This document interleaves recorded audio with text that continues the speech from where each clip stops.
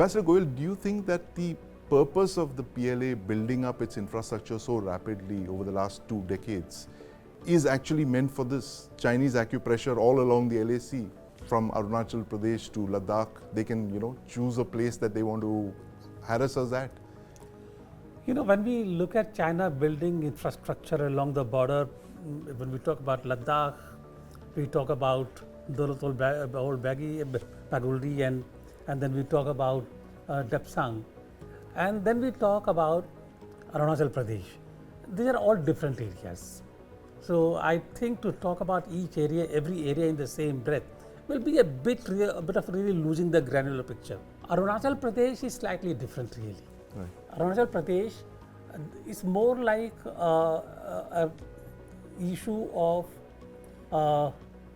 claim on Little Tibet Buddhism. Right. And for China, the Little Tibet is very important to maintain its hold on Dalai Lama. Right. The Dalai Lama should be selected, should be appointed by China and therefore to maintain that Buddhism. Yeah. They have and therefore Arunachal Pradesh, they will continue to give a hold, they will continue to create pinpricks, but I think there would be a kind of a limit there. They will not, beyond the claims on the AP, they will not go beyond a point. Right. But other areas, Depsang and other areas, I think their idea of building the infrastructure to keep India under pressure. To keep India under pressure. That's what Aditya mentioned, that 20 rounds of talks, absolutely. No resolution to Depsang. They have not vacated Depsang. There will be, I don't think we can expect to have any resolution in immediate future also. Right. Even though there are some expectations that there could be, but so the Chinese acupressure is going to continue in Depsang and in all the other areas. In fact, I want to bring in this interview with the DG BRO, the then DG BRO, Lieutenant General Rajiv Chaudhary, who retired recently, where he mentions this 100% increase in the BRO's funding in the last decade and how the Border Roads Organization has managed to build an infrastructure in the most difficult terrain in the last couple of years. Let's listen in. You see, on 12th of September, 90 projects and dedicating to the nation. 23 roads, 62 bridges, 1 tunnel, Nichipu tunnel, 2 airfields, that is Bagdogra and Barakpur, and 2 helipads, costing approximately 2,400 crores. Out of these 90 projects, there are 8 roads and 17 bridges, which are coming, 26 of them are coming only in Ladakh. So that makes it approximately 28% of the complete projects, and 36 projects in Arunachal Pradesh. That is 8 roads and 26 bridges, costing approximately 800 crores. That makes it to 33% of the complete cost of all these 90 projects. So you can understand the cost or the funds what we are putting in Ladakh and Arunachal. That is 60% of our complete BRO budget. I'll take back you 2 years back. In 2021, we had got 102 projects inaugurated by Honorable Raksha Mantri and got dedicated to the nation. In the year 22, we got 103 projects dedicated to the nation by Honorable Raksha Mantri ji. Now this year, by September itself, we are getting 90 projects inaugurated. And by December, our efforts or endeavor is to get another 60 projects. So making it 150 plus projects in 1 year alone. So you see from 2 years, what was 102, we are crossing 150. So it is 1.5 times in 2 years alone. And the cost itself, earlier it was 2,200 crores. This year, by September itself, we are crossing 2,400 crores. So there were clearly 3 bottlenecks before 2014. It appears that there was a financial bottleneck, a doctrinal and a strategic bottleneck. Ambassador Goel, could you tell us how the government in the last decade or so has kind of overcome all of these to build infrastructure at the pace that it's doing? It's one area that we're kind of catching up with the Chinese. We may not be that on their setbacks when it comes to the economy, but at least infrastructure-wise, we seem to be getting there.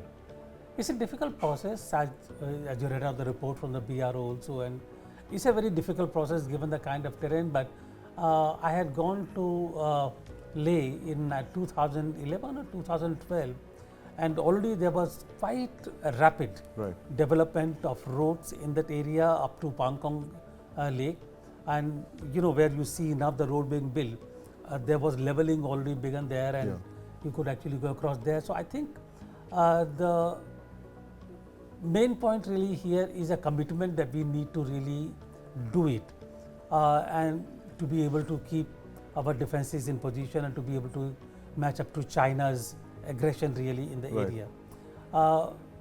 I think another challenge that we have in the area is the geographical instability. So when we undertake the development of the area, the infrastructure, we need to be quite conscious of the fact that technologically it should be done in a manner that it does not in any way create more dangers and risk for the people living in the area. Otherwise, it becomes really infectious, like in the case of Joshimath. Of course. So that's what I would say really. Right. Aditya, we've been tracking conflicts across the world now. You have one, the Russia-Ukraine war that's entering probably its third year very soon. You have the Israel's conflict with Hamas, and there's China's ambitions on Taiwan. Do you think that this issue that we have with China on the LAC is on the back burner for now, given the fact that China is involved on multiple fronts? That's right. China has been engaged in diplomacy, so as to say, and of course militarily trying to provoke Taiwan in entering their air defense area, and of course the kind of diplomacy that we have seen unfolding over the last couple of years. But particularly I would like to also emphasize on the recently concluded G20, where China skipped, and without giving any reason. The Chinese president, Xi Jinping didn't attend. He wasn't there, the Premier Li Qiang was there. And while the Russian president gave a reason, there were others who gave reasons, but the Chinese did not. So they actually deliberately did not want to attend for best known reasons.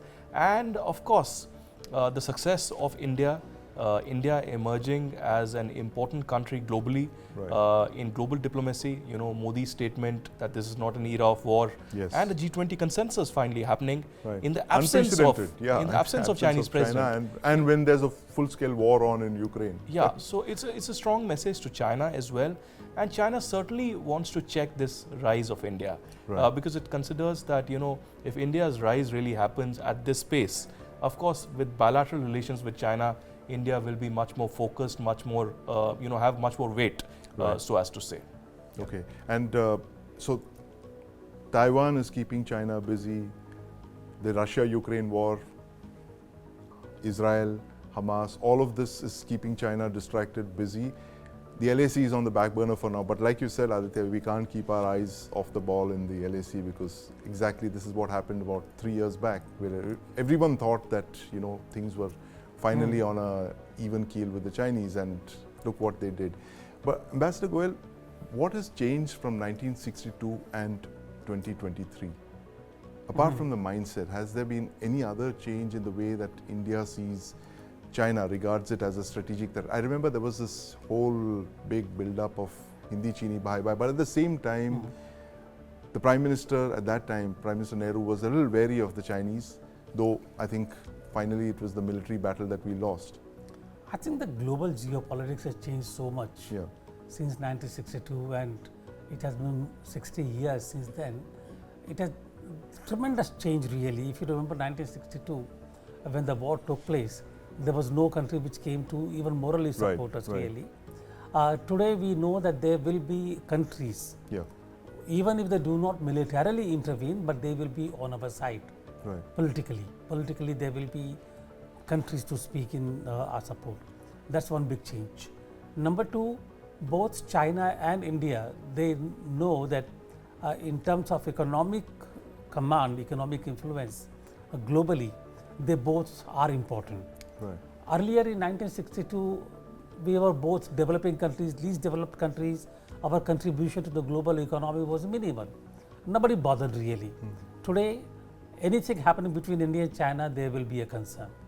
Both the countries will be concerned. Therefore, I think there will be less inclination for the two countries to go to a full-scale war.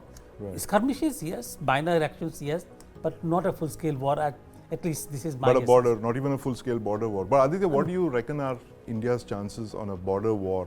If a border war of the kind that we saw in 1962 breaks out again, God forbid, in 2023, is the Indian military better prepared than in 2023 than what it was in 62? You know, of course, since Galwan happened, our focus has completely changed from Pakistan to China. The rebalancing, as they call it. The rebalancing, and this should have happened years ago.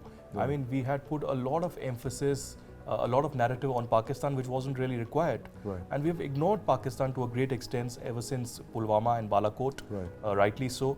And a lot of focus, a lot of money, a lot of infrastructure, and a lot of ammunition and men are actually focused towards China. But I quite also agree with Ambassador Goel when he initially mentioned that, you know, for the Chinese, they are the center of the universe.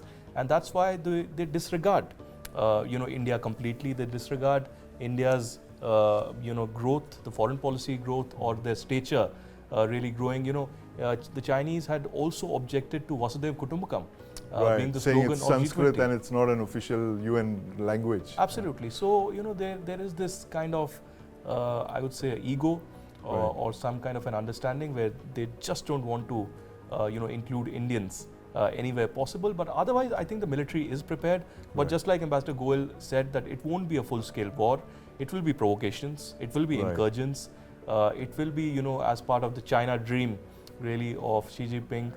They will continuously do this, and of course, you know, they go with this Maoist, you know, philosophy of being not just the aggressor, but having a very sharp methodology to actually make India agree to their conditions their way.